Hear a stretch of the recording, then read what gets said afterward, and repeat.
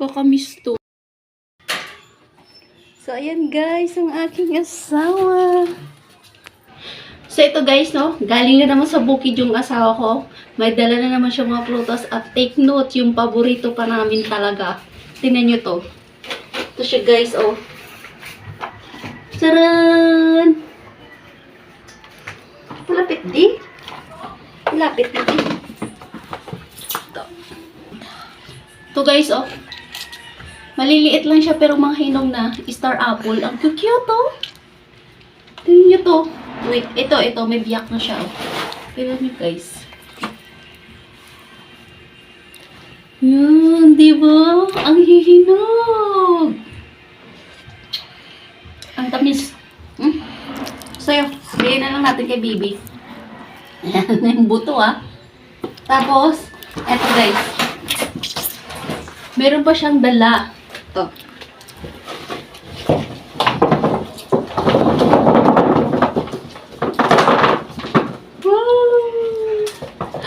Mangga na naman. Pahinugin na natin to. Alam nyo ba guys, nung nagpahinog kami dito nung nakaraan, ang tamis niya, promise.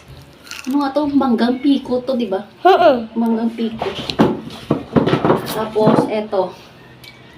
May panghalo na naman tayo sa sinigang at meron tayong panglaga kasi medyo madami-dami to, yung iba ilalaga natin mamaya. Di ba? Parang nasa probinsya lang.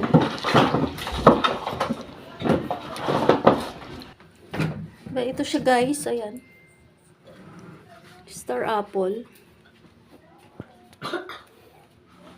Gabi. At mangga. Ayan, namimili na siya. Paborito din nila yan. Yan ang ating taga-abangers. Ah, di ba? Sarap. Abi, sarap. Sarap to, ma. Yan lang muna. Paborito niya, di ba? Nakakamiss to, guys, eh. Sa probinsya lang to, di ba? Nakakamiss kasi, ma. Nakakatikim kami nito sa probinsya, tas meron din pala dito. O, di ba? Wala namin, wala. O, yung iba, ito, oh. Nabiyak na. Ito yung mga matatamis talaga. Ito lang kakainin ko. Ito, guys, oh. Nabiyak na, oh. Sobrang hinog. Unahin natin to kain.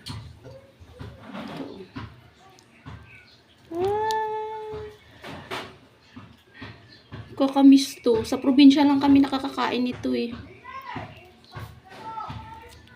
Tagal ko rin na ano to eh. Nagkikrib ako nito. Tagal-tagal na. Nung umpisa pa nag-season nito. Sabi ko saan kaya meron nito.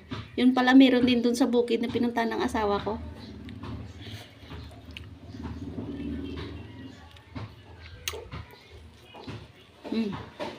Tamis.